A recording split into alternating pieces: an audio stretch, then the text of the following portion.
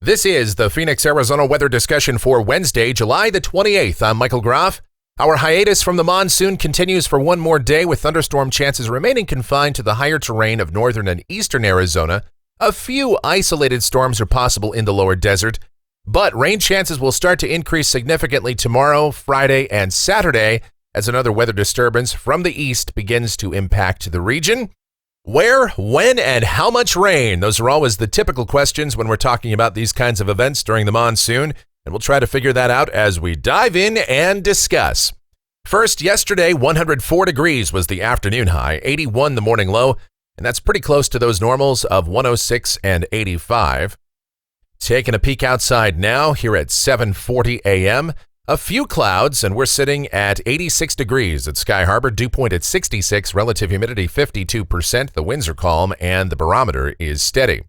The upper air pattern really hasn't changed all that much over the last couple of days. We still have a big ridge out across the plain states, Arizona under a southeasterly flow, and typically that's a good setup for bringing in monsoon moisture. But the mid-levels of the atmosphere have been somewhat warmer and more stable in recent days, and that's why we haven't seen a whole lot of storm activity, at least not here in Phoenix. Here's the watch warning map, a number of excessive heat warnings and heat advisories for a good portion of the plain states, some scattered dense fog advisories as well. Here in Arizona, specifically Maricopa County, we have yet again an air quality alert for high ozone, and that's issued by the Arizona Department of Environmental Quality. The convective outlook for today, and that's pretty nasty up there across Wisconsin. How about a moderate risk of severe storms? That's level 4 out of 5, to include places like Rice Lake down to Wausau, Milwaukee, and Racine. And the primary threats will be strong, damaging, perhaps destructive straight-line winds in excess of 70 miles an hour, large hail, and also there could be a few tornadoes, maybe even a significant tornado in that zone or those zones today and tonight, especially from about mid-afternoon into the late evening hours for a good chunk of Wisconsin. And then even points to the south and east from there could still see a notable weather threat with that standard slight risk. All right, here in Arizona, we're in the green, so there is that threat of thunderstorms. Although, again, I think here in Phoenix, the chance of any thunderstorms getting in here is extremely low. Once again, we could see a few gusty winds like we saw last night, but that's going to be about it for today. But the active weather comes in after that. Speaking of, here's the precipitation outlook. This is valid through next Wednesday morning from the WPC. Rain amounts in Phoenix between about 1 and 2/10 of an inch, and amounts 1 to 2 inches up north and over in the eastern mountains, those favored upslope areas. And as always, any one spot can see more than this during the monsoon. We'll talk about what's going on with this weather pattern in more detail. And to do that, we'll get out to the models. Here we go. This is the GFS. It's the 06Z run, valid at 2 o'clock this afternoon. This is the upper look at 500 millibars, or about 18,000 feet off the ground.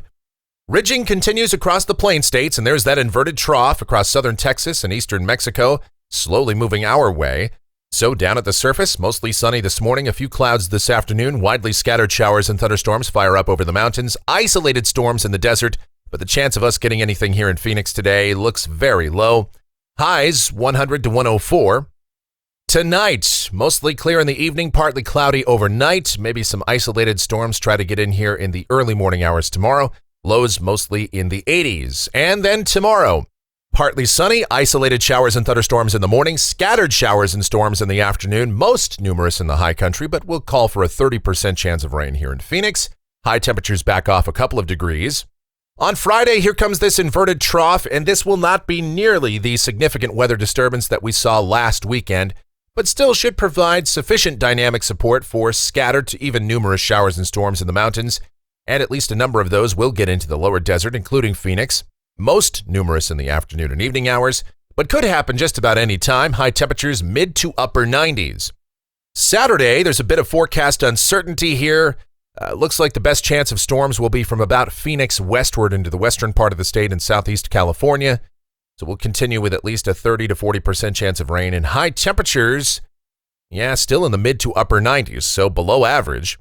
On Sunday, still a small chance we could catch a shower or storm in here, but we will start to dry out. High temperatures upper 90s to near 100.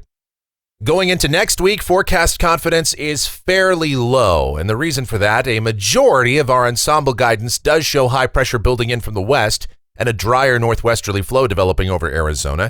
And conceptually, that would push out the monsoon moisture. Shower and thunderstorm activity would be confined well to the east of us.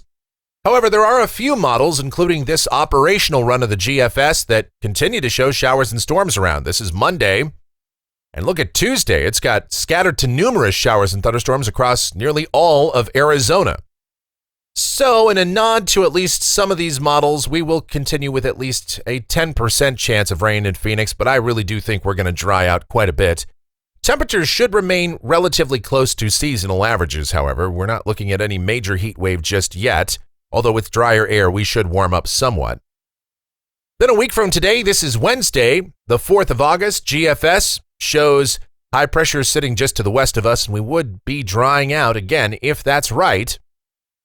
Then going out 10 days, this is Friday the 6th. Now it shows the ridge scooting off to the east, and again a return to more of a southeasterly flow. So once again, scattered to numerous showers and thunderstorms in the afternoon and evening hours, and high temperatures relatively close to seasonal averages. And looking at rainfall for Phoenix over the next couple of weeks, this is coming off of the GFS ensemble. The mean is still up there around or just over 3/4 of an inch. And as is typically the case during the monsoon, we have these drier and then wetter periods, and they kind of seesaw, and we'll continue to see that for quite a while. And temperatures off the national blend of models, for the most part, we're going to keep high temperatures at or below seasonal averages just about every day. And that's certainly some good news. And of course, obviously, with more active weather, that means temperatures will be even lower, but the humidity levels will be higher. And that's going to do it for the Phoenix, Arizona weather discussion for today. My next video back here tomorrow morning. If you enjoy these videos, be sure to subscribe, like, share, and click that notification bell so that whenever a brand new video is posted, you'll get the notice. Your comments, questions, and suggestions always encouraged as well. I thank you so much for watching. Really do appreciate it. You guys be safe, stay cool and hydrated out there. Watch your kids around the swimming pool and have yourselves a fantastic Wednesday.